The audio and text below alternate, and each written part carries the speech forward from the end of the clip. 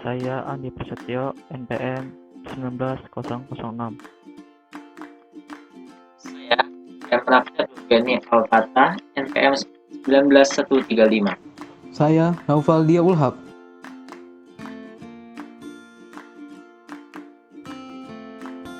Pengertian strategi pemasaran. Strategi pemasaran merupakan salah satu pemulaan dalam rangka mengenalkan produk pada konsumen, dan dalam hal ini menjadi sangat penting karena akan berkaitan dengan keuntungan-keuntungan yang akan diperoleh oleh perusahaan. Peranan strategi pemasaran. Menurut Ciptono, dalam peranan strateginya, pemasaran mencakup setiap usaha untuk mencapai kesesuaian antara perusahaan dengan lingkungannya dalam rangka mencari pemecahan atas masalah tertentu dari pertimbangan pokok. Implementasi berbisnis dan strategi pemasaran. Proses perencanaan strategis. Rencana pemasaran strategis menunjukkan tujuan pemasaran serta strategi dan taktik untuk mencapai tujuan. Ada 5 proses perencanaan strategis. A. Penerapan panduan rencana pemasaran. B. Isi rencana pemasaran. C. Mengelola proses perencanaan. D. Proses perencanaan yang efektif terkait erat dengan keberhasilan implementasi rencana. E. Menerapkan rencana pemasaran strategis. Proses implementasi. Yang pertama, membangun efektivitas implementasi. Dalam membangun efektivitas implementasi diharapkan mampu memiliki kemampuan untuk memahami bagaimana perasaan orang lain, keterampilan tawar-menawar, kekuatan untuk menjadi tangguh dan adil dalam menempatkan orang dan sumber daya di tempat yang paling efektif. Yang kedua, pemasaran internal. Salah satu pendekatan yang menarik untuk meningkatkan efektivitas implementasi strategi adalah adopsi metode pemasaran internal. Penelitian menunjukkan bahwa banyak organisasi gagal memberikan pengalaman merek yang direncanakan karena pemasaran internal yang tidak mencukupi. Yang ketiga, pendekatan komprehensif untuk meningkatkan implementasi. Salah satu cara komprehensif untuk mengatasi kesulitan dalam implementasi rencana pemasaran adalah menggunakan metode balance scorecard. Proses ini adalah pengendalian manajemen yang diformalkan sistem yang menerapkan strategi unit bisnis tertentu melalui aktivitas di 4 area. Area keuangan, pelanggan, proses bisnis internal, dan pembelajaran dan pertumbuhan. Manfaat utama dari balance scorecard ini adalah bahwa seringkali agregat didefinisikan secara luas, strategi diterjemahkan menjadi tindakan yang paling sangat spesifik. Melalui eksekusi dan pemantauan tindakan, manajemen dapat menilai keberhasilan strategi dan juga memodifikasi dan menyesuaikan strategi jika perlu. Penerapan. Yang pertama, kesesuaian strategi dengan organisasi internal. Apabila tidak adanya kesesuaian yang baik antara strategi pemasaran dan karakteristik organisasi, mungkin menjadi penghalang signifikan untuk implementasi strategi yang efektif. Untuk melaksanakan strategi harus dipertimbangkan, yaitu sejauh mana struktur, kapabilitas, sistem, proses, dan alokasi sumber daya mungkin memerlukan penyesuaian untuk disampaikannya strategi. Yang kedua, evaluasi dan pengendalian pemasaran strategis. Strategi pemasaran harus responsif terhadap kondisi yang berubah. Manajer perlu mengkondisikan atau memantau kinerja secara berkelanjutan, dan apabila perlu, merevisi strategi mereka karena adanya perubahan kondisi. Pembahasan evaluasi strategi sempat tertunda hingga tahap ini agar bisa lebih dulu memperjelas bidang strategi yang memerlukan evaluasi dan untuk mengidentifikasi jenis informasi dibutuhkan untuk menilai kinerja pemasaran. Pengelolaan hubungan pelanggan. Sistem manajemen hubungan pelanggan yaitu untuk mengintegrasikan semua data pelanggan dari sumber yang berbeda. Dalam kombinasi dengan elektronik, pengembalian data pelanggan point of sale menawarkan beberapa sumber daya baru dan kuat untuk mengevaluasi dan kontrol. Sistem manajemen hubungan pelanggan ini untuk mengefektivitaskan pemasaran terkait dengan akuisisi pelanggan dan tingkat pembelotan, masa kerja pelanggan, nilai proporsi pelanggan yang tidak aktif, dan penjualan silang. Yang keempat, tinjauan kegiatan pengendalian dan evaluasi. Pengendalian dan evaluasi menghabiskan banyak waktu dan energi eksekutif pemasaran. Evaluasi dapat berupaya untuk menemukan peluang baru dan menghindari ancaman. Yang kedua, Yang kelima, audit pemasaran strategis. Audit pemasaran berguna saat memulai program evaluasi strategis. Sejak evaluasi membandingkan hasil dengan harapan, perlu meletakkan beberapa dasar sebelum menetapkan program pelacakan. Audit dapat digunakan untuk memulai rencana pemasaran strategis formal, program, dan dapat diulang secara berkala. Biasanya, analis situasi merupakan bagian dari pengembangan tahunan rencana pemasaran.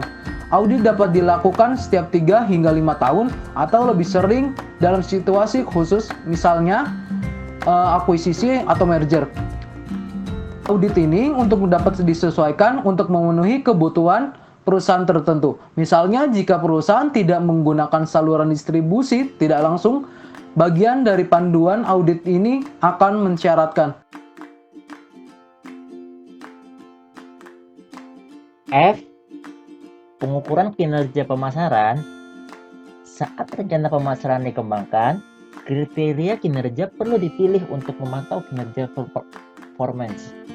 Menentukan informasi yang dibutuhkan untuk pengambilan keputusan pemasaran adalah penting dan membutuhkan strategi konsentrasi dari manajemen.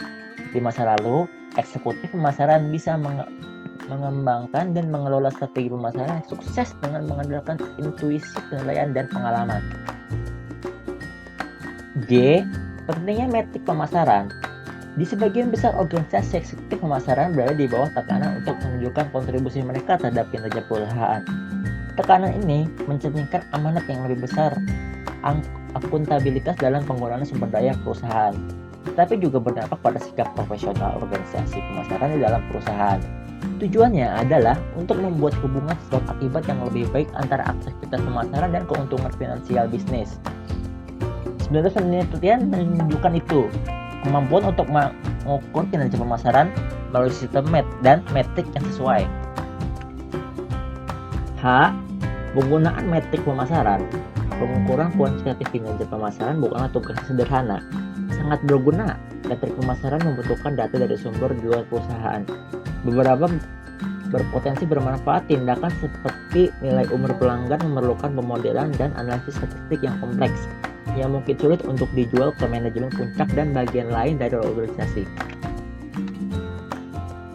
I. Jenis metrik pemasaran. Ada beberapa cara untuk mengelompokkan metrik pemasaran. Beberapa ukuran dikaitkan dengan menilai posisi kompetitif dan efektivitas dengan pelanggan. Sementara yang lain membahas profitabilitas produk, kinerja produk, dan portofolio. Profitabilitas pelanggan, penjualan dan efektivitas saluran, harga, promosi, periklanan, dan aktivitas web dan keuangan kinerja. Juga beberapa penekanan telah ditempatkan pada metrik yang membahas ekuitas merek sebagai ukuran verifikasi kinerja pemasaran. Metrik juga telah dikembangkan untuk memantau karakteristik pasar internal seperti kesehatan inovasi, ekuitas berbasis karyawan, dan kinerja proses internal.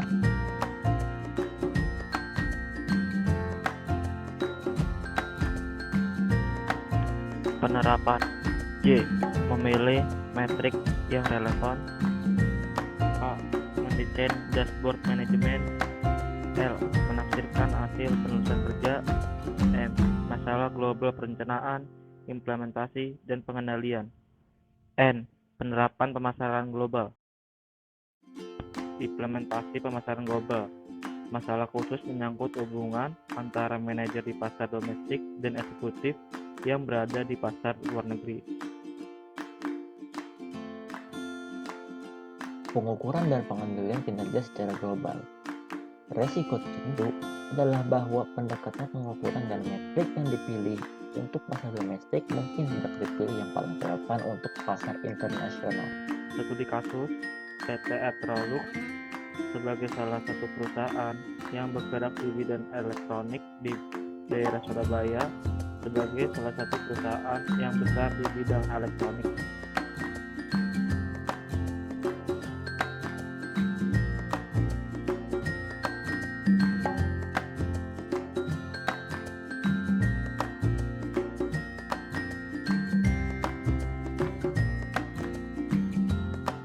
Pengaruh lingkungan eksternal. Lingkungan internal perusahaan. A. Sumber daya manusia. Sumber daya manusia berpengaruh besar terhadap kinerja perusahaan ke depannya. Adanya sumber daya manusia yang mumpuni membuat target yang telah disusun ataupun inovasi baru bisa terlaksana dengan baik. B. Produksi dan operasi. PT Electrolux sebagai salah satu perusahaan yang bergerak di bidang di daerah Surabaya. Sebagai salah satu perusahaan yang besar di bidang elektronik, PT Electrolux tetap harus memperhatikan kualitas produk dan memberikan pelayanan yang maksimal agar menunjang penjualan terhadap produk yang dikeluarkan dan dapat mendukung untuk perkembangan pasar yang dilakukan oleh perusahaan. C. Pemasaran adalah sebagai ujung tombak perusahaan dalam memperkenalkan produk dan layanan yang diberikan. Dalam memasarkan produknya, PT Electrolux cabang Surabaya menggunakan jalur promosi above the line dan juga below the line, yang dimana untuk promosi above the line atau ATL yang melalui iklan televisi komersial, walaupun saat ini perusahaan lebih fokus pada media seperti koran, majalah elektronik, billboard, radio, internet, YouTube, dan juga Instagram. Hal tersebut baik yang dilakukan sendiri maupun menggandeng mitra kerja seperti retail dan distributor penjual produknya. Di sini dalam segi pemasaran, perusahaan rajin mengadakan promo in-store di toko elektronik maupun di mall, yang dimana promo-promo tersebut bertujuan untuk menarik pelanggan dan meningkatkan penjualan produk-produknya. Pengaruh lingkungan dan eksternal. Yang pertama, lingkungan eksternal perusahaan. A. Ekonomi. B. Demografi. C. Sosial. D. Politik. E. Pesaing industri.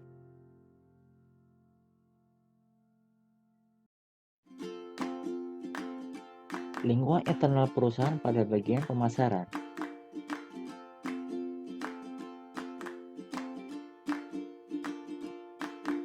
Satu, posisi produk dalam perusahaan. Kedua, kemampuan pengumpulan informasi tentang pasar.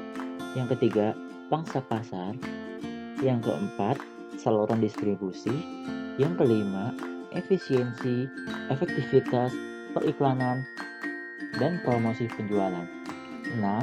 Strategi penetapan harga. Dan ketujuh, pengembangan produk perusahaan.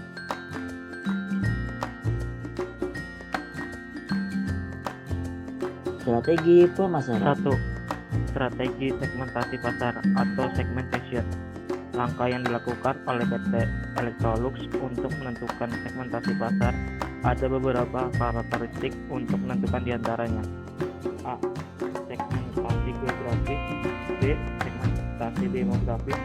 C. Segmentasi psikologi. D. Segmentasi perilaku.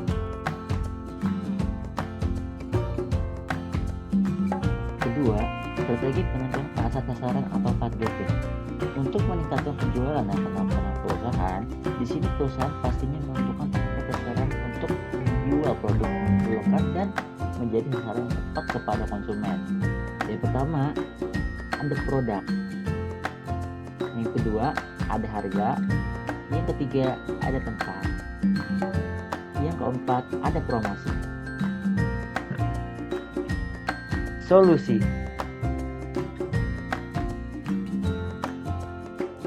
Yang pertama, meningkatkan promosi terhadap penjualan barang guna meningkatkan minat konsumen terhadap produk Electrolux. Yang kedua, menganalisis strategi pemasaran guna dapat bersaing dengan perusahaan lain. Yang ketiga, menambahkan sumber daya manusia yang semakin berkualitas untuk memaksimalkan sistem pemasaran guna meningkatkan persaingan dengan perusahaan lain yang berada dalam bidang usaha yang benar.